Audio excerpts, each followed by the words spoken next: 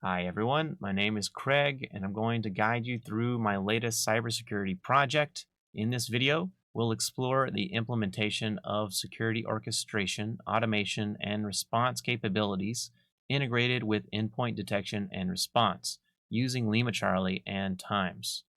You'll see how I applied these tools, the steps involved, and key strategies to ensure robust cybersecurity measures. Let's begin by understanding what this project is about.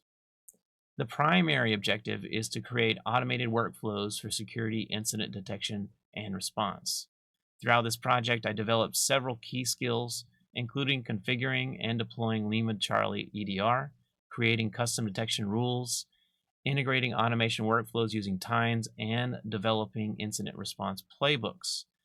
Taking a look at the tools, you can see that not only Lima Charlie and Tines are utilized, but I also use draw.io and PowerShell, as well as Slack for notifications.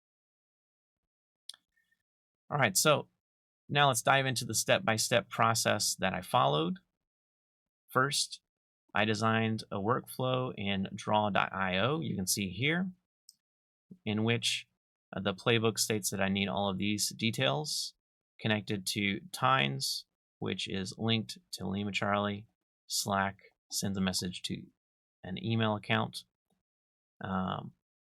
The Lima Charlie is detecting, a sensor is set on this endpoint out here. You can also generate a page for us. That page has a Boolean on it where the user can select yes or no. If they select no, a Slack message is sent out. If they select yes, then Lima Charlie isolates the machine and a Slack message is sent out.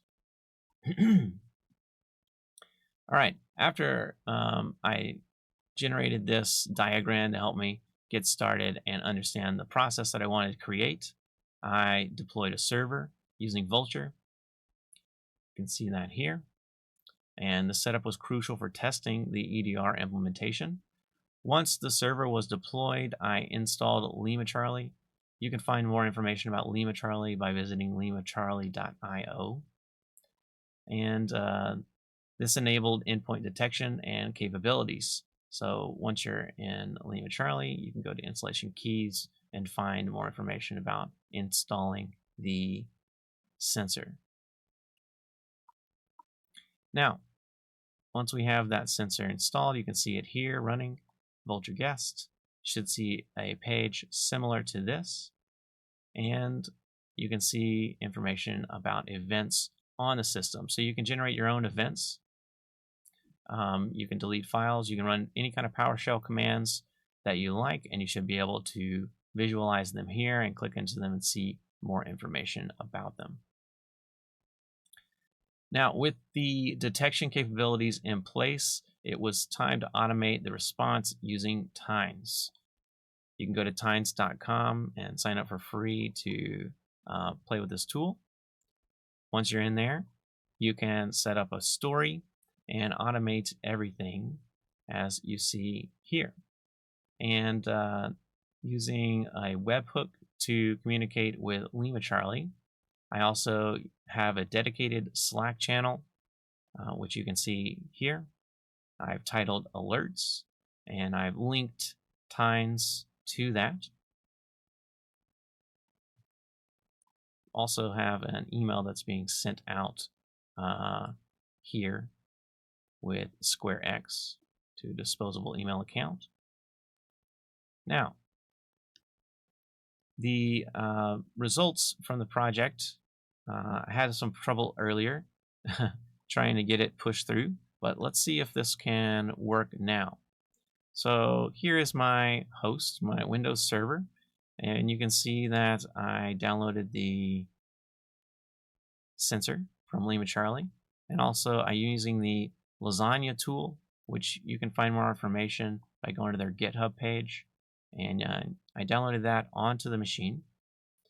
I installed the sensor, which you can see running currently here. And if I were to, let's say, ping google.com, you can see that I am connected to network. I'm in the downloads folder, so I can run Lasagna. I'll cheat here a little bit.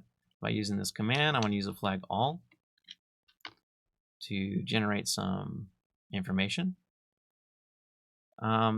Since I have created a rule in Lima Charlie, which is probably the hardest part of this process, you can see my rule here.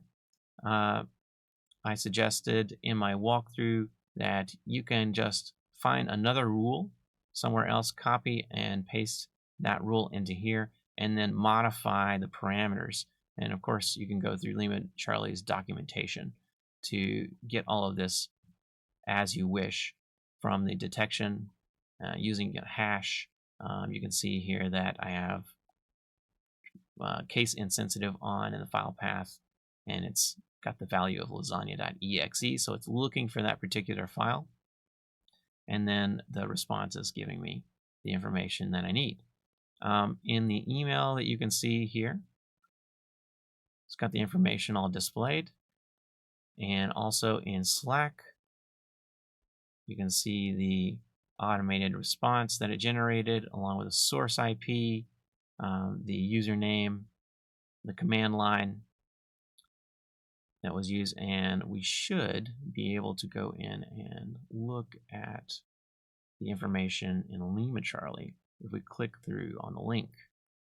And there we go. We can see the telemetry that this generated. Now, if I wanted to isolate the machine, I need to go into the page that was generated. Now, let's see if that's the correct one. All right, so we can see that I can select yes here and isolate, yes, submit, okay. All right, it says I can close this page. If we go back in to Lima Charlie, you can see that the Vulture guest, which is the only host I have here, it does say isolated at this time. So let's go back in and try to ping Google now. Ping google.com and see if I can reach out. General failure, general failure. So there we go. You can see that it's now isolated. It cannot reach out to the network, and we can do further investigation from this point. So that's it. Thank you for joining me on this walkthrough of my cybersecurity project on SOAR with EDR. I hope it provided valuable insights into the process and tools involved. If you have any questions or thoughts, feel free to share them with me, and I hope you have a good one. All right, take care. Bye.